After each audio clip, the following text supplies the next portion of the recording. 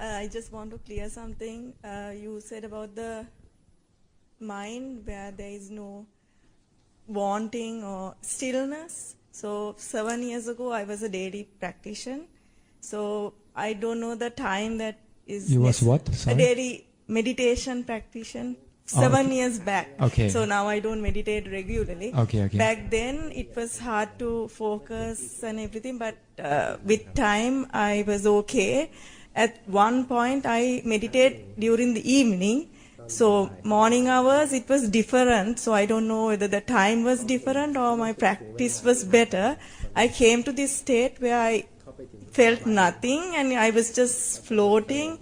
And the moment I try to grab it, like I want to stay in this state, I couldn't come to that state again. So I got frustrated and stopped because I can't come to that state again. Yeah.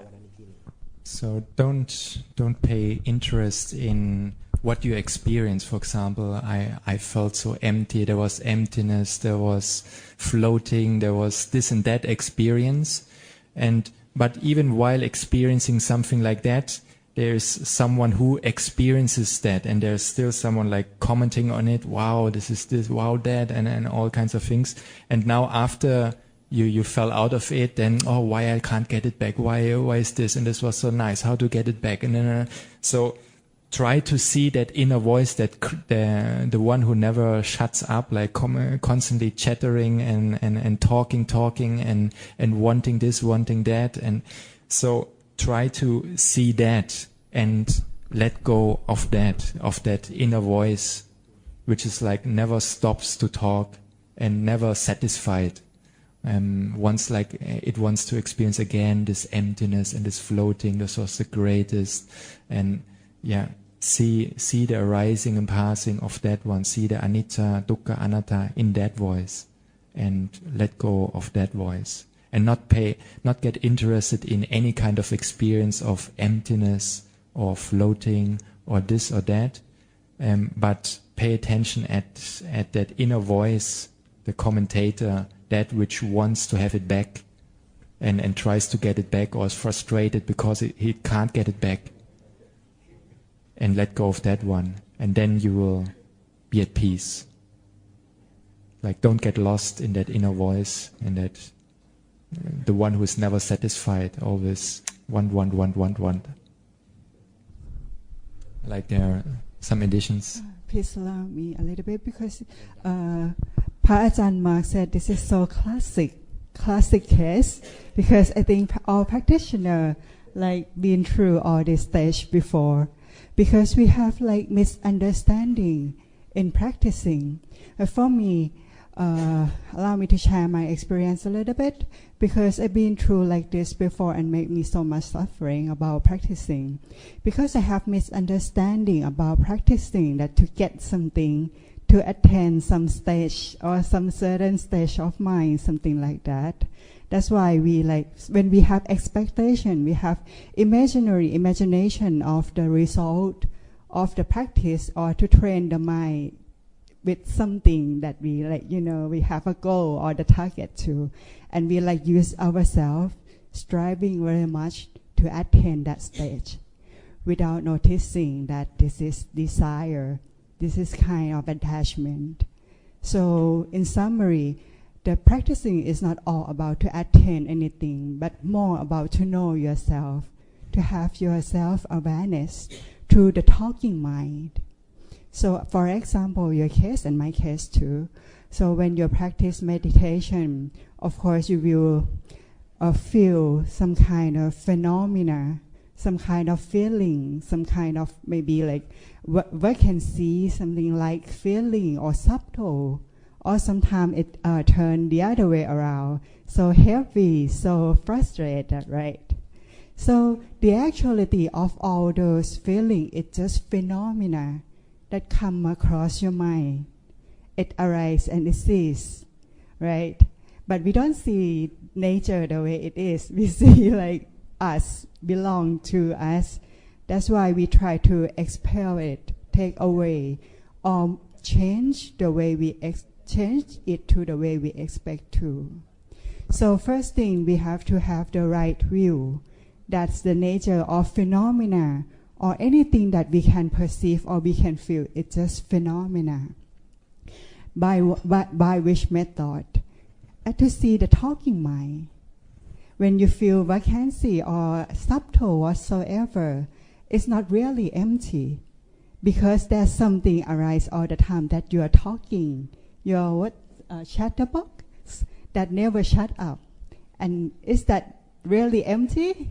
No, because there's something like chatting about comments, like about the phenomena, that phenomena all the time. And that's the nature at that moment. The thing that we get attached to or we cling on to is not that feeling. But at that right moment is this chatterbox. So this chatterbox, we identify it as self. And that make us like a source or the root for us to take any action. That's why Luangta encouraged us back to see the talking mind. In order to see the talking mind, just to have awareness through that talking mind and just let it go the way it is. Don't get involved with it. Don't make proliferation along to it. And don't even try to take away or get rid of it.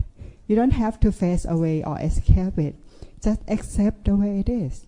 So don't take it. Don't take the ownership or don't take it personally.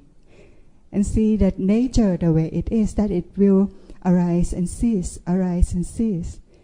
And that's the point. It's not phenomena at all. But the thing that we get attached to is the sense of self. That's the main point that I experience.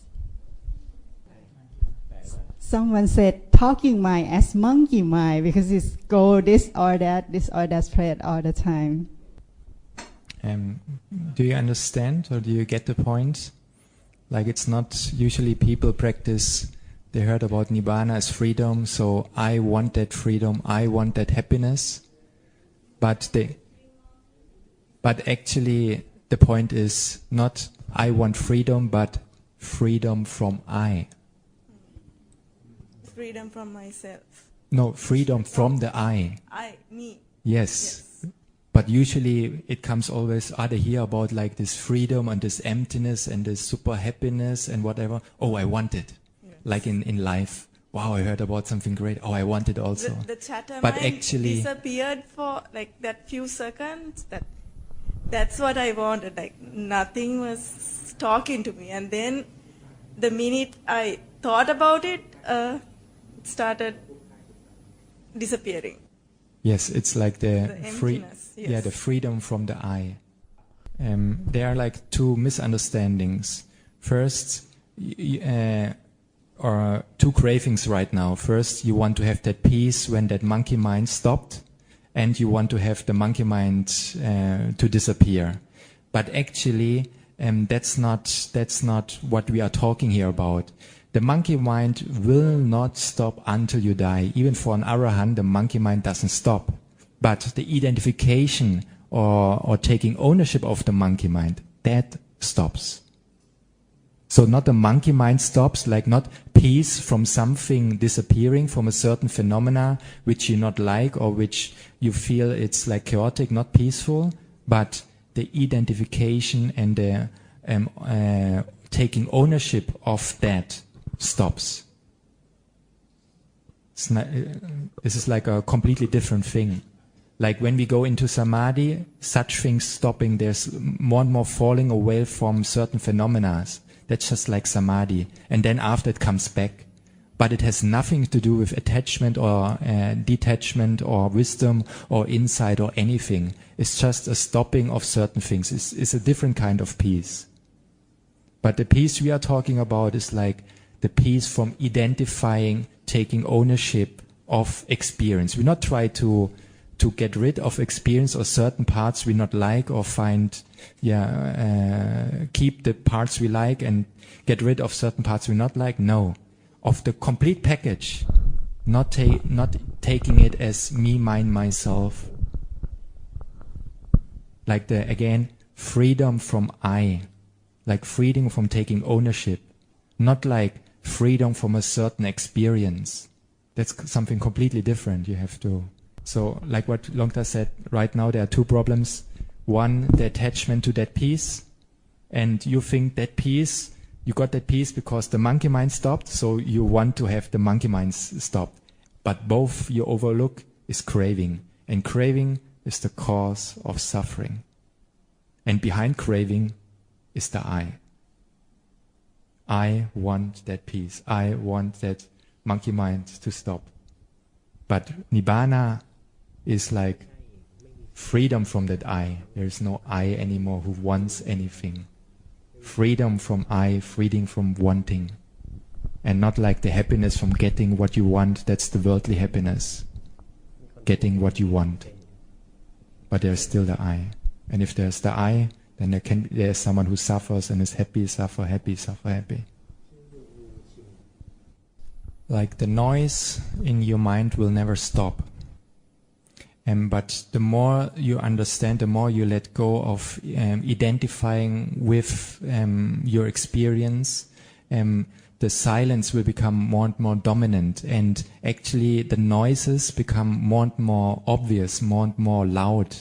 The more obvious the silence becomes, the more obvious the sound becomes, and they come in a package. But you have to understand, like peace or silence is not the absence of sound, but like the absence of a you.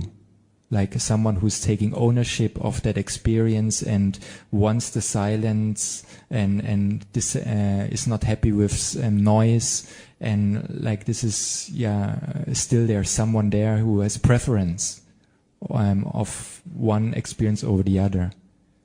So that's not the goal. The goal is like seeing both the noise and the silence and not taking ownership of it. And if it will happen, we will meet again someday, yes.